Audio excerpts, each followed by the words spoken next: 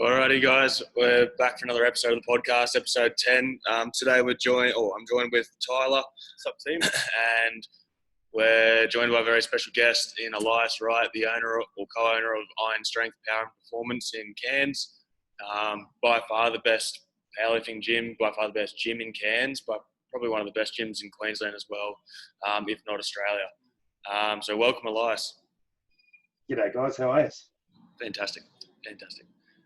So, tell us a little bit about Iron Strength. Obviously, as I said, one of the best gyms in Cairns. Why is it one of the best gyms in Cairns? Oh, mate, I think I've spent a lot of years building Iron Strength, and I think you were around, Tim, for some of the earlier days, and obviously you've seen it grow a fair bit since you were around it.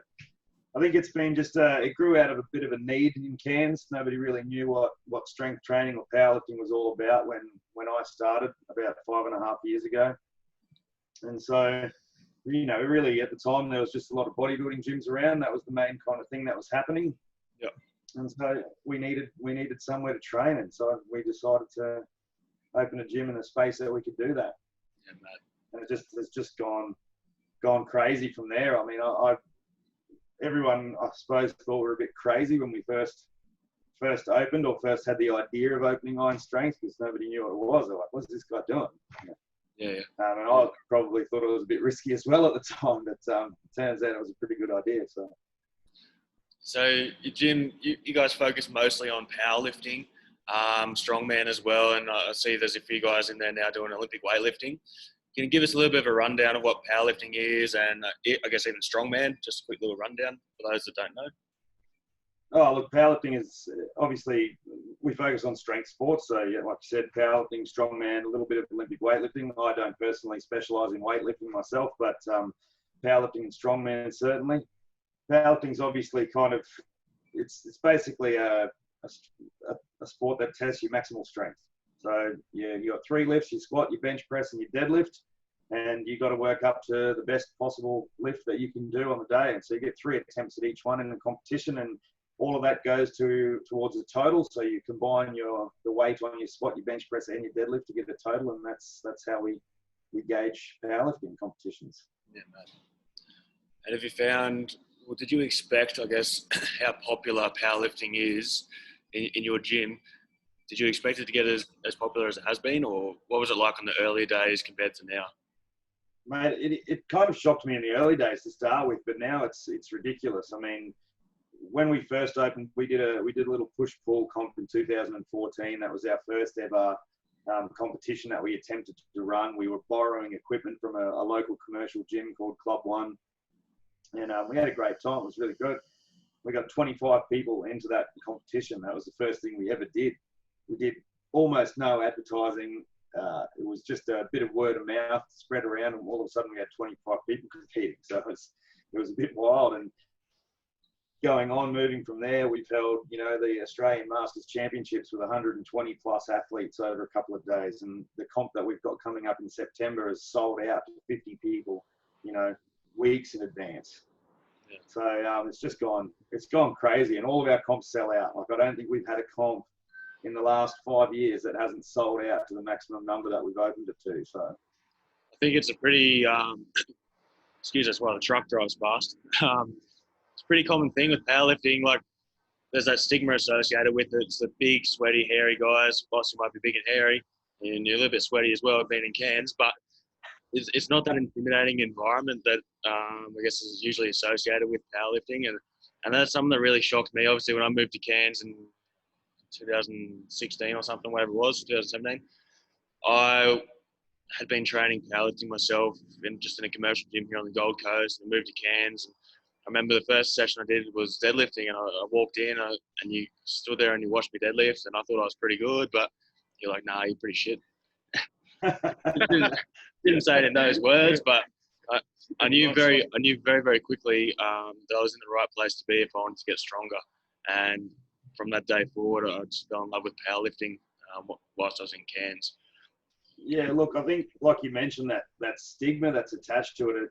Powerlifting used to be a bit of an underground sport. It was sort of reserved for those big, burly, like you said, big guys, lifting huge weights. and everyone else was kind of scared of it. It was kind of this sport like, oh shit, I can't do powerlifting. It's a bit too scary. I think it still to some degree carries that stigma, but we're doing our best to try and break that mold. And I always try and tell people, powerlifting, it's a sport that anybody can join. It's got weight classes. There's 8 female weight classes and 8 male weight classes, all the way from, I think it's somewhere around 47 kilo females, even lighter than that potentially, all the way up to open weights. And then the same with men. I think in the youth we go down to 62 kilo males. So it's not just designed for big guys. I mean, there's weight classes all the way up. Yeah. So anybody can have a go. And if you come to our gym, you'd obviously see that cross section is huge.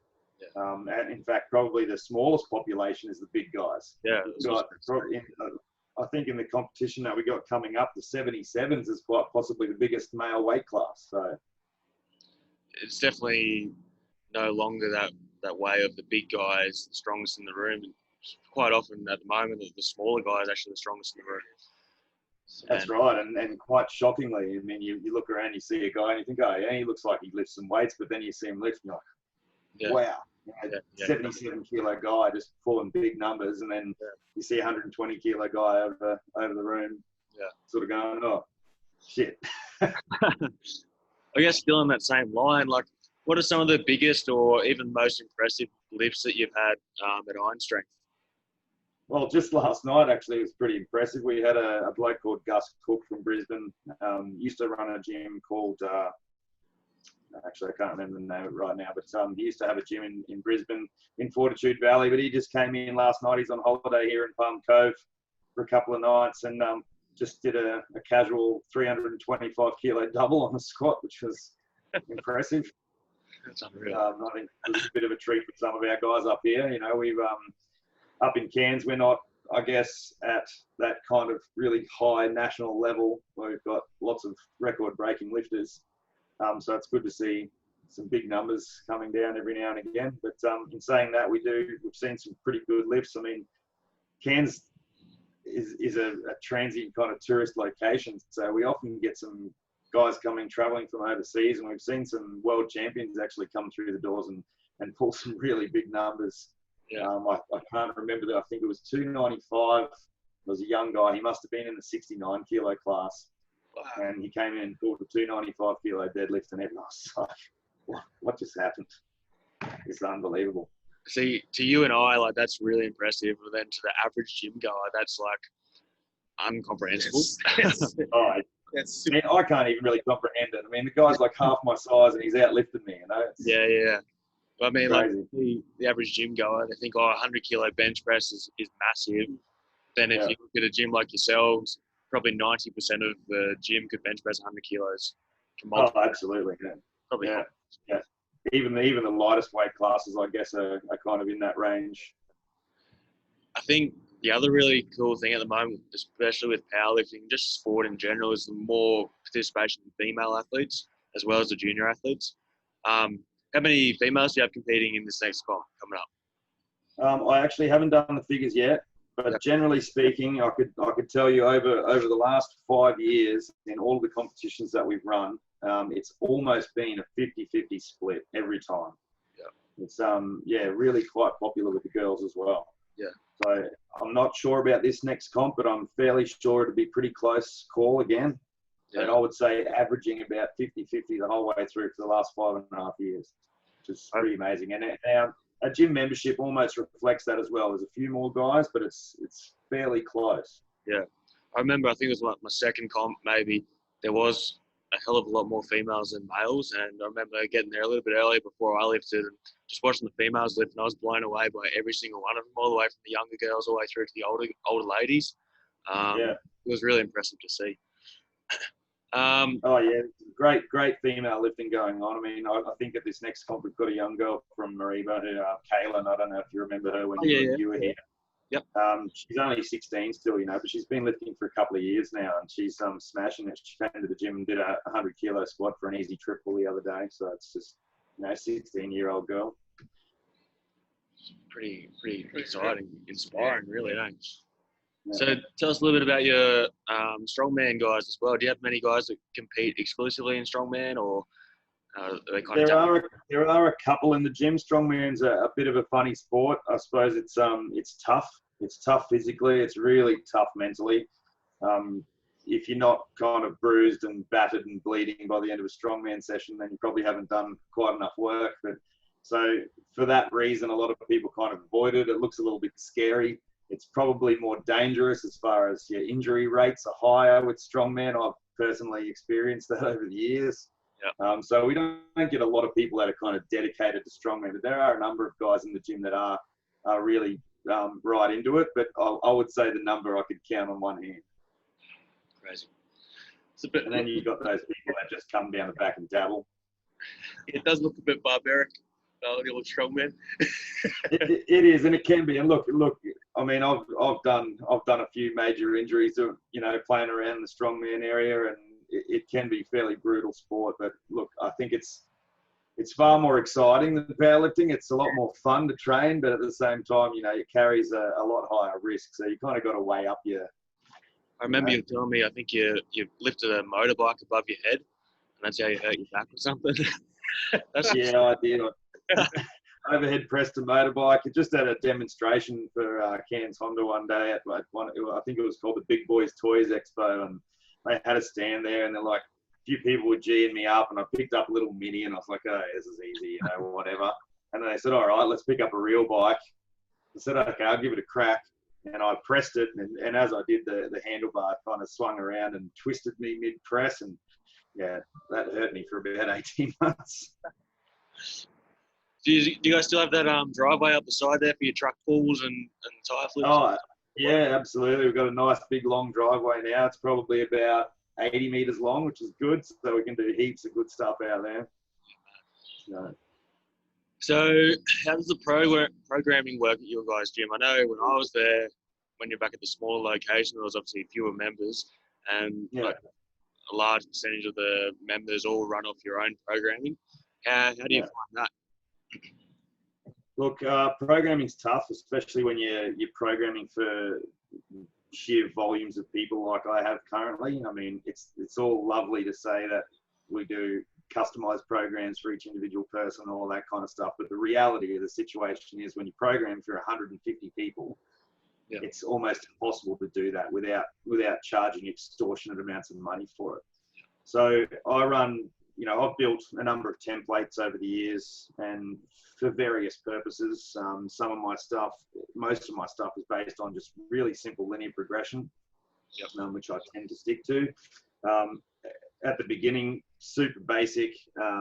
As we sort of get a little bit more advanced, we can do a little bit more stuff, and I've sort of dabbled a little bit with some of my more advanced lifters in RPE style training, but generally sticking to percentage-based linear progression style programming, which I, modify marginally for the individual. But it becomes challenging when you've got so many people to program for. It's a tough kind of situation, but I think, you stick to the basics and the stuff that's been proven to work time and time again, and you can't go too far wrong. Yeah. I think I was listening to a podcast the other day with, I don't know if you've heard of Lockie Wilmot. He's one of the owners of Athletes Authority.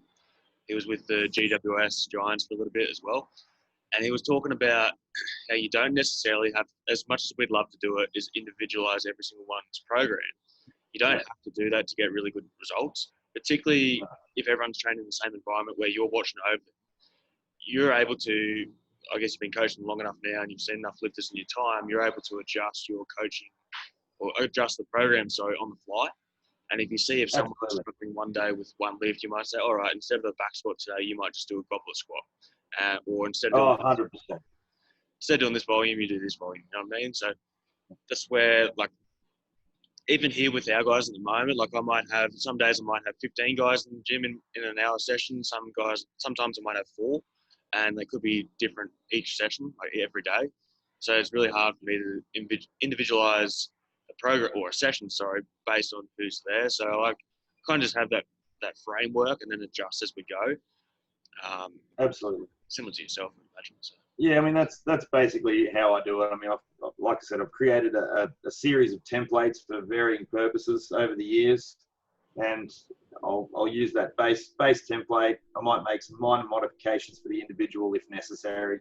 And then, like you said, most of the stuff that any of the individual changes that we need to make are done on the fly on the gym floor, because I'm basically there 100% of the time. So. I know you do have one really amazing lifter. He's not necessarily just a power lifter at the gym. He's not a strongman guy. He's a very young athlete, young Paiwan. Yeah. So, tell us a little bit about Paiwan. I gave Tyler a little bit of a brief rundown before the potty. Tell us a little about him. He's an incredible young guy. Mate, Paiwan's he's a funny little character. He doesn't say a lot, he doesn't talk much. It's hard to get a word out of him, but I can tell you he's been probably one of the most consistent young guys that I've ever seen. He came to the gym when he was just a little bloke. He was, he must have been like 11, I think, at the time. Young dude, come in with his dad, having a bit of a bash, a little young footy player, having a crack. And he's just chipped away consistently over the years and just turned up every single year and just done his work, and he's just getting stronger and stronger. And now he's, gone from being down here, and he's just about taller than me now. So it's pretty cool to see him grow up in the gym like that. And now we're putting him on the platform in September for the first time, because due to COVID, kind of ruined the football season this year. So they're kind of having just a bit of a fun season.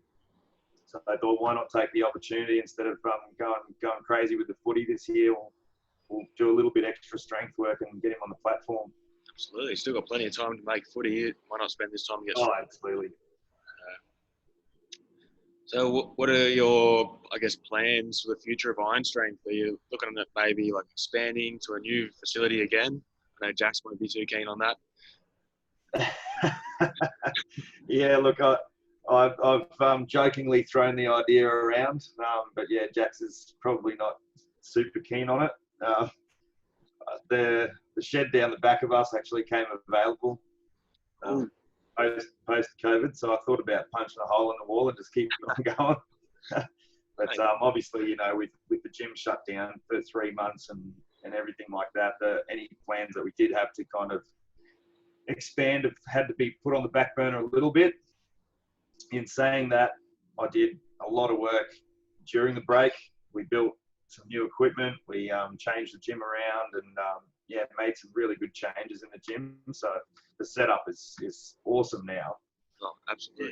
But look, after last night, looking around and seeing how many people were in there and just the turnover, just on and on and on. Every time I looked up, I was like, the place is still packed. Yeah. So who knows, man? There could be another expansion coming soon. It's really cool to see. I mean, I know when I was up there, it was really different to what I was used to, where pretty much if you come in on a Monday night, you knew that everyone was squatting and benching. And if you come in on Tuesday, you knew that everyone was deadlifting and benching. So you knew exactly what everyone was doing. You can jump in with a guy to help out with squats. There'd be someone there to spot you. Do you still kind of run that way, where most guys are lifting kind of the same things at the same time? Oh, look, I can't really do it like that anymore. So that's something that I've had to sort of modify the programming style a little bit to accommodate, just the volume of people that come in now. Previously, when there's 20 people in the room, sure, that's manageable. But now there's 45 people in the room, and it's, you got just clashing all the time. So I've had to make a few changes here and there with the way I program and the days that people train and that sort of thing. Still, obviously, with powerlifting, we're squatting 3 times a week. We're benching multiple times a week, so it's kind of unavoidable to have that clashing. But I don't have that kind of set regimented style anymore. Like, each person's got slightly different program, depending on their goals. Obviously, most of the powerlifters that are in competition will be kind of doing the same sort of thing, moving through, but then the other people will be on sort of separate schedules. So the deadlifts might be on that day and sort of swap things around a little bit just to make the gym flow a little bit better. But I've tried a few things over the years, but nothing really works. You're always going to have that time in the gym, that peak hour where everyone wants the squat racks and, everyone wants that. But luckily, I can squat 21 people at the same time in the gym. So I can sort of handle a fair load of people coming through. Do you have any questions? So I guess how big was your facility when you first started? Like, So my little tiny shed when I first started was 216 square meters, and that included. So the office was probably about 20 square meters, so it was under 200 actual space. yep. I literally started with 30 square meters of rubber flooring. That's all I had. The shit's expensive, eh? Yeah, I mean, it is. Yeah, I mean, when you first start, you're like, oh man, it's so expensive. So I had this tiny little patch of rubber, and most of the shed was just concrete. You know, Yeah. It's pretty funny looking back on photos now. I just think, God, why would anyone even join that place? But, you know, we started very humbly. I can tell you, it was, you know, a couple of little bits of gear here and there, and just as much rubber as we could kind of get our hands on to start with. When you first started, were you still holding down a full-time job somewhere, or were you like picking jobs here and there, or were you basically full in with the gym, had to rely on the gym? I basically just jumped straight in. So we were kind of obviously planning to open a gym at some stage. We didn't really have any definitive idea of when that would be. Yep. And it turned out that I was having a few little dramas at the job that I was in, and I decided one day that I was just going to pull the pin on it, and I just quit. And then I went, shit, I better get this gym started. So we had to really start hunting, and just this little shed just appeared. We were driving along the road, and I think Jackie claims this one, but anyway, we were driving along, and we glanced out the side of the window, and there's this tiny little sign in the window that just said full lease, phone, whatever. And I just hammered a Yui, came straight back and just rang that number straight away. And then 3 weeks later, we had the gym open. Wow. And what, basically started with a couple of squat racks, a few 100 kilos worth of weight? Yep, we didn't have much. I had 2 squat cages. I had a couple of bits of plywood in the floor for some deadlift platforms, and I had 2 bench presses, and then a bit of strongman gear that I'd kind of built previous to that. So yeah, we didn't start with much. I think it was, like I said, it was very humble beginnings, and I kind of I can sort of resonate with you, because like we built a little spot up the road. It was only like 100 square meters or something like that. Yeah. And everything that I had, but I thought it was the best thing. But I look back and I go, what a shithole. I thought I was like, man, everyone's going to want to train here. This is the best looking gym ever. And I look back at photos and go, what a shithole this is. I don't know how. But look, what I've found over the years is it doesn't matter about what your space looks like or what you got in there. I suppose it really comes down to the community you build. And the thing that I'm probably most proud of, I've got a great gym. The facility that we built is amazing now. The equipment we've built mostly here in Cairns is just second to none. It's top quality. Come to a gym that's got 12 combo racks for a power lifter. It's like being in heaven. So that's great. I'm really proud of that. But what I'm more proud of is that the community that we've managed to build. We've just got such a great, strong, wonderful group of people that just, we have, every Friday night, the boys get together and we have beer and cheese and we have a chat and a bit of a debrief after the week. You don't get that at other places. You don't get that at commercial gyms. You don't have that kind of interaction where you actually become friends with people and those really lasting relationships. I've still got members in the gym that started with me in 2015 that were there from the opening week. And they're still training here now, and I think that's pretty special. That's the thing that I was real shitty with my missus about when we moved back from Cairns. I didn't want to leave. I was pretty shitty with her too, to be honest. Yeah, I didn't want to leave because I didn't want to leave the gym. I was I'm a pretty naturally shy guy, and it takes me a while to warm to people, particularly in a place where I've never been before. And I feel like I was just starting to warm to the gym environment, all the guys that were there, and yourself as well. And then, for her to get the missing home and homesickness, I guess. So, to this day, Tim, I haven't had anyone else in the position that you were in, where you were going in and opening up in the morning for me, and I was having a bit of a sleep in here and there. Probably no one wants to do it. I haven't had that since, mate. And I'm like, damn it. I remember because we lived Gordon Vale is about 20 minutes out of Cairns, and I remember I was getting up at 3:30 most mornings because I was that keen to get up, get to the gym, train myself, and then I had a few guys that come in there nice and early, But I just wanted to be there and open up and everything set up nice and clean for Elias, ready to go when he rocks in. But it's a shame that no one can do that for you, mate. That's massive. Oh, mate, I wish there was someone around that could. I've kind of got one guy in mind at the moment. I'm thinking, oh yeah, I might train this guy up. But I've done every single morning since you left, mate. I've got up. And, yeah, it's pretty full on, but you kind of get used to it. Actually, COVID was a kind of good break. I had a few sleep-ins during that shutdown period and had a bit of extra sleep. That first day back must have been tough for you. It was hard getting back into it, sure. So what are your hours in the gym? When do you arrive in, and do you get a break in between the day and stuff like that? How does it work out for you time-wise? Look, it turns out to be pretty long days these days. You know, when I had less clients, I could take more time during the day to just relax and do whatever I needed to do. But it's getting harder these days to do that. But generally speaking, I get here at about 5:45 in the morning or 20 to 6. Get everything set up, open the doors, get organised, open the door at 6. Everyone comes in. Usually we get a pretty good morning crew, like straight away at 6 o'clock that come through, do their training, and then another sort of 7:30 sort of group that come through, and then 9 o'clock I close up.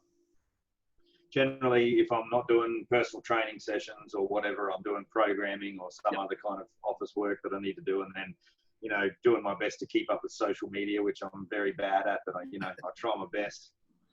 So it's constant, there's all of that sort of stuff is just always running in the background. Yep. So whatever I'm doing during the day is either that, I try and get a 20-minute kip in here and there if I can. Yep. But it's like I said, it's getting harder and harder to do that all the time with just the volume of clients that I have now. And then aside from that, it's going home and doing some meal prep because I'm never home at night to cook any food. So I quickly shoot home and cook some food for the week. And then, basically get back here 3 o'clock, open everything up again, get cranking. And then by 3:30, mate, the gym's just humming already. Yeah, so it goes all the way through. Closed up at about 9:15 last night. And then I'm home. Dinner goes in the microwave, have a bit of chill time on the couch, and then it's bedtime. Like there's not a lot else. Yeah. So, is there like anything in like? Could you operate 24/7 or anything like that? Is that something that maybe up your sleeve or something? Look, I think it's definitely a possibility, but it's not something that I want to do. Yeah. I think part of the reason people come to a place like this is because of the support that you get when you're here. And I just wouldn't feel right about not being around people when they need me. Yep. So I kind of, I think it'd just defeat the purpose of what I've tried to build over the last few years. And although it's great to have that convenience for your clients, at the same time, I don't think it's value for money. Yeah. I'd rather be here being able to watch them and being available if they need to ask a question or if they need help or if they've got a concern or if they're feeling down about something. It's that opportunity to actually have a chat and communicate with someone instead of just kind of being on your own. Yeah. I know when I was there was a few guys that would come in and not even train. They just wanted to come in and talk to yourself or just talk to the guys, or which was what they needed. Like some nurses, for example, do a night shift. They'd finish their night shift, then come into the gym and just have a chat, just unwind. Yep. And that's a credit to yourselves as the community you've been able to build, Elias. It's really cool to see. So. Look, I think that's one of the most important parts. I think I always say to everyone, it's as much about mental health as it is about physical health. And the good thing about strength training is it allows you to get whatever you got going on kind of out. You've got the out in the gym. You go and hit some weights. You come out feeling better. You always do. You go in there, you have a chat to your mates. You're always going to feel better after that. And then at the end of the week, if you're having a shitty week, you have a beer and you relax and have a chat. Yep. In a really good, safe environment where everyone's, behind you. So I think the mental benefits of it are huge, and it's part of the reason why I started lifting in the first place. Yep. So I was in a job that wasn't exactly where I wanted to be. My body wasn't exactly what I wanted it to be. I was pretty unhappy at the time. And so I thought, I've got to do something. I've got to change something. And I started going to the gym and I never looked back. So I kind of want to be able to do that for other people too.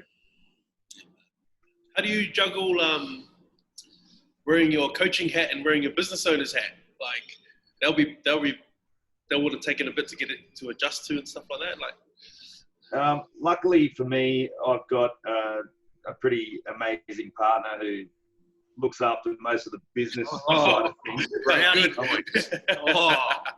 I'm definitely the coach. I'm certainly not much of the business owner.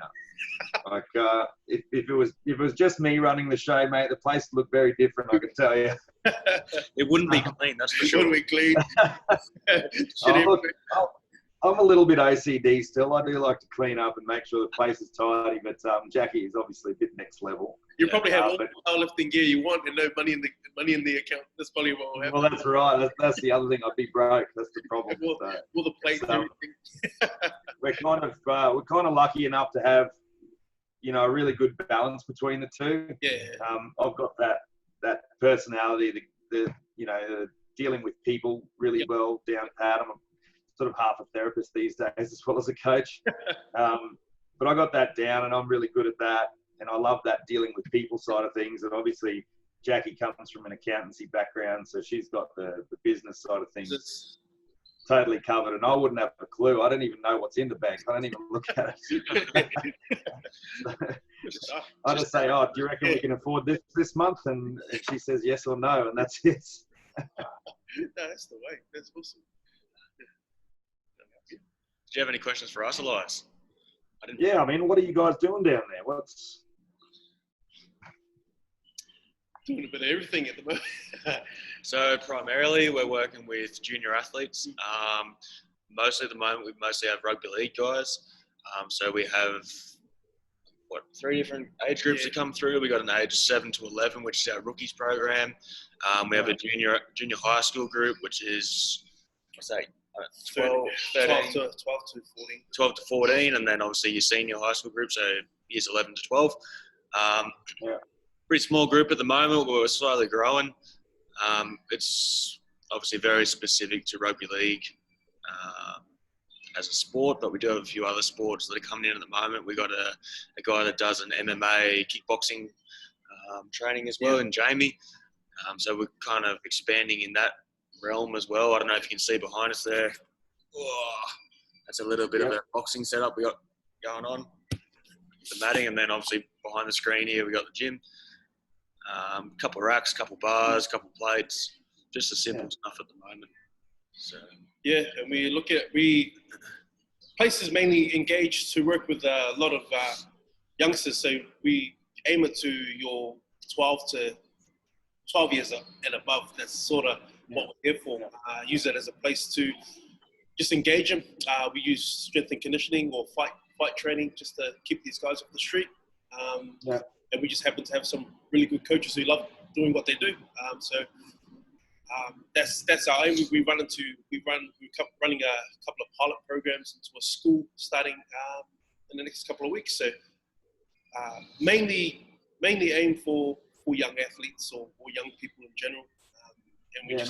That's really good.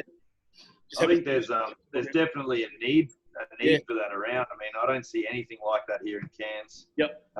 As far as sports goes, kids do sport training and that's it. Yeah. There's nothing extra, unless they've got proactive parents like, BJ and Paiwan that actually want to do that little bit extra. It just doesn't happen. Yeah. So I think it is a bit of a need, and I always wanted to try and get something like that going with Tim here in Cairns, but it was like, excuse my French, pushing shit uphill here. Yes. Nobody seemed to be interested in it, and they just didn't want to know about it. So I had some ideas to do something similar years ago, but I've kind of just had to let it go. Yep. But what you've done is you've killed your niche. Yeah. You know what I mean? Like, really capitalize on your niche, and that's what we want to do here as well. Like, we're not powerlifters, or like I've competed in powerlifting. I know a little bit about powerlifting, but I'm not at the same level as you guys, so I wouldn't feel comfortable in like programming someone for a powerlifting comp. And like, so we want to focus on our niche in strength and conditioning for sports. And like, the gym, whilst it's not, it is a big part of it, like what we offer. It's not the whole thing that we offer, So we do a bit of mentorship as well with a few at-risk youths. We've got an NDIS program as well that we're running, looking after a few different guys there. And then, building into the schools is like building that resilience from a younger age, not just physically, but mentally as well, emotionally, socially as well.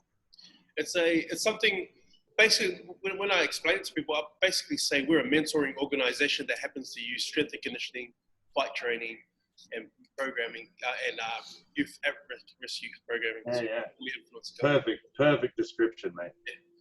And that's pretty much us in a nutshell. That's great.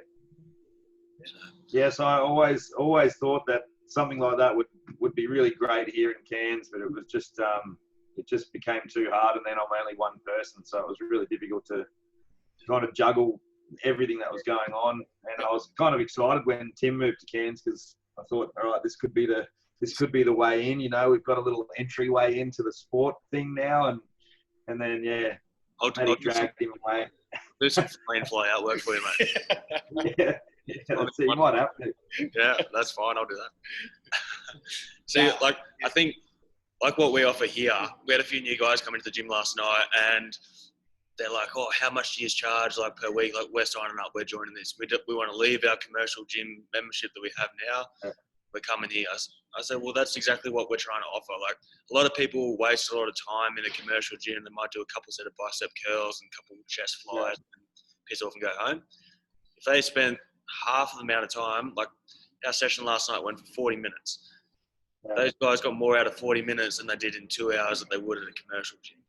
Yeah, 100%. So if we could, like, even yourselves, like in Cairns, because these are so small, if you can get that message across and say, stop wasting your time at a commercial, or not wasting, but potentially wasting your time at a commercial gym. Train somewhere that's going to be productive to yourself physically and mentally as well. It's a no-brainer, really, isn't it? It is, but I think at the same time, people have got to be ready for that decision. Yeah. It's not something you can force on people. I think it's got to be, they've got to come to their own conclusion about it. And go, I'm not getting anywhere here. I've been doing the same thing over and over again, going round and round in circles. I'm just not getting anywhere. And so then they start going, what do I need to do to improve? And then they eventually find a place like us or like you guys where they can actually make some progress. Anything else for us, Elias? No, mate, that's great. Cool. All right, top 5 questions that we ask everyone. Sent them to you last night. Again, you had a busy night yesterday, so I don't know how much time you had to think. It was a flat out night, but these are the hardest questions anybody's ever asked me. You can't finish the podcast. Usually ask people on the spot, mate. I don't even give them time to prep. No, mate, I've been scratching my head going, I have no idea what's going on. Especially the first one. This could take you half an hour to think of it. So the first one is your death row meal. If you're on death row, what would you eat for your last meal? The first one was pretty easy for me, and it's no surprise, but I'm a bit of a mummy's boy, mate. It's anything made by me mum, I'd be stoked with. Good answer. Actually, on that, one of mine would be a schnitty from the Cock and Bull. Is the Cock and Bull back open yet, or what's going on there? Because the Cock and Bull they came up to Cairns before COVID, and they said the Cock and Bull was under construction. And I was out. Yeah, right. No, it did close for a period of time there, but it is reopened. But I think last time I didn't go, but Jackie went there, and she was. She said there's something changed. The meals aren't as big as they used to be. Used to get a plate just piled up. You could never finish it. One of those things. But apparently they've cut down their portion sizes a little bit. So I can walk out of there 5 kilos heavier every time. Easily. Yeah. Your second one, your favourite sports team or athlete of all time, and why? I'm going to try and stick to the strength sports in this one, and I'm going to say that probably Big Z, Zadrunas Savickas. You know who that is? World's strongest man multiple times. Still holds the log press world record, but just the way he holds himself in competition. He's just super focused, composed, and just humble. Like he's not like the other guys. He's not showboat and running around acting like a clown. He just gets in there, doesn't say much, gets the job done, little wave to the crowd and just wanders off. He's just, I like that.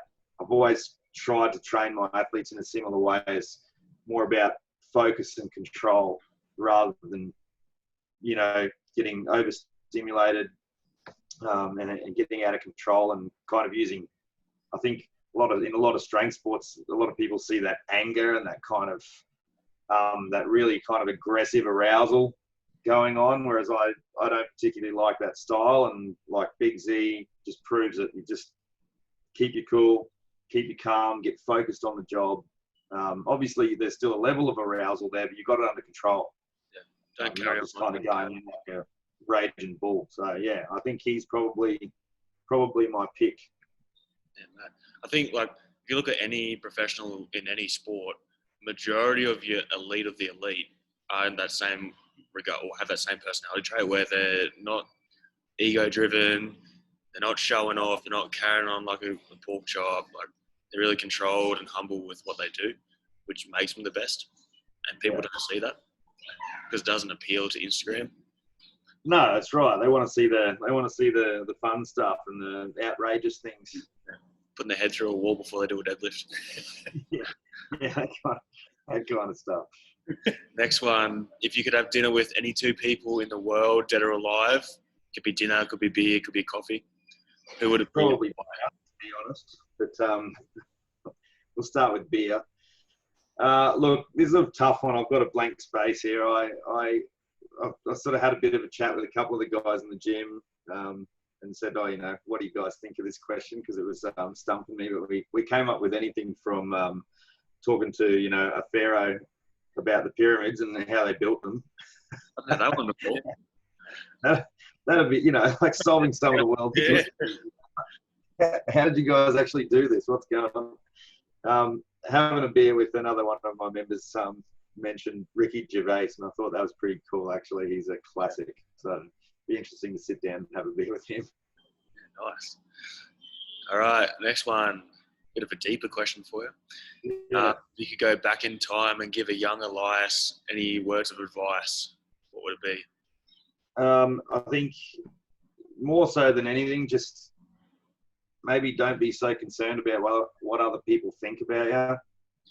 I think as a young bloke, I was always very worried about what other people were thinking. I was a little bit self-conscious when I was a young fella. I was probably a little bit overweight. I was never really great at sports, It was kind of the chubby kid that was a little bit unco, and I suffered a little bit as a young teenager going through just because of that, I think. And so I'd probably just want to get on with it a little bit more and just have a crack. Doesn't matter if you're not good at something or you're going to fail at it or whatever it is, just have a go.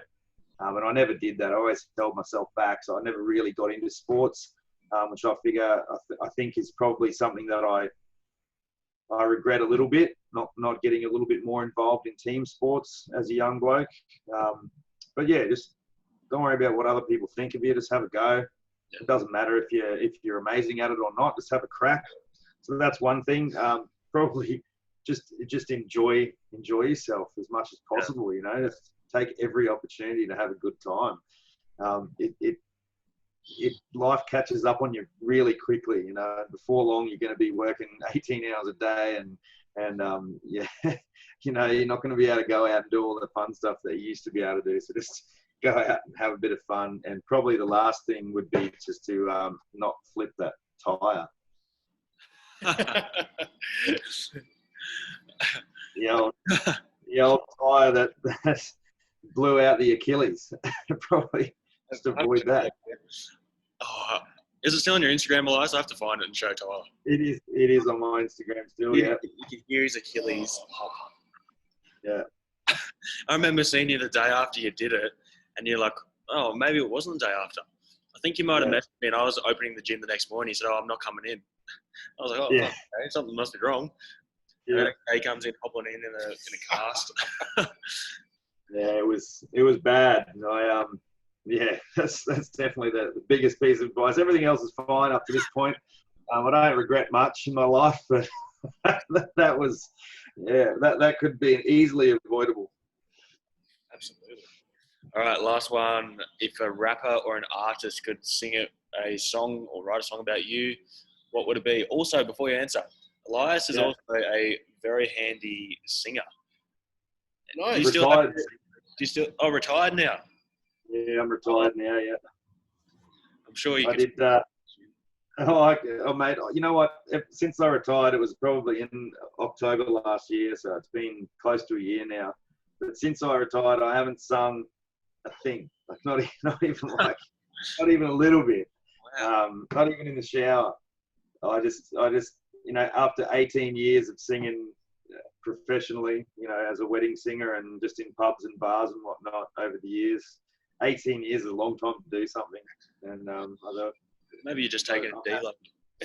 yeah, it might be what it is. I think it's one of those things you can never fully get away from. Eventually I'm going to be doing something. I've got one of my cousin's weddings coming up in September, which no doubt I'm going to be up on stage doing something for. So it's still always there, but I definitely needed a break, and I also just wanted to sort of dive into the gym a little bit more and just spend most of my time and energy doing this rather than having something else kind of draining me or taking me away from it. And usually, you probably saw it when you were around. I'd come in on Monday and I'd just be cooked, just after the weekend. The pier bar on a Sunday night would be missing you, mate. I'd imagine. Yeah, that's it. So who would it be? Who would a rapper or an artist be? What would they say? It's a tough one. I've got a couple of groups that I really like, depending on the style. But I would say like Rage Against the Machine is probably one of my favorite groups. And probably they'd be singing about faking it until you make it. That's pretty much my motto. Basically where I came from, I didn't know much about much when I first started, to be honest. And I learned everything on the way. So it's, fake it till you make it. Yeah, mad. All right, anything else? How long have you had the beard for? I've had some form of beard probably for at least the last 12 years. Yep. It's been varying lengths over the years, depending. When I was a wedding singer, I tried to sort of keep it a little bit more under control, but now I don't care too much, so I just let it go. And I'm going for the bushranger look these days. So it's a completely different person. Yeah. Are you like one of those guys when you shave it off, you got a baby face? Oh, I'd scare myself, mate. I've got a picture on my phone. I hope I still got it. That Jackie showed me one day of when you were, I don't know how young you were, but you were young. I think you're still in high school, maybe. Yeah. I don't Terrible. know. But yeah, clean shaven. Clean shaven. I never want to see it. I said to Jax, the only time I'm going to shave my beard is if I get abs. Not happening. It's probably not going to happen. All right, Elias. Thank you very much for your time, mate. Thanks, Elias. If you want to check out Elias's Instagram page, it's at Iron Strength PP, at Iron Strength Power and Performance. You're on Facebook as well. If you're ever up in far north Queensland, by far the best training facility you'll ever be at. Thank you for your time. Brilliant. Pleasure. Thanks, guys.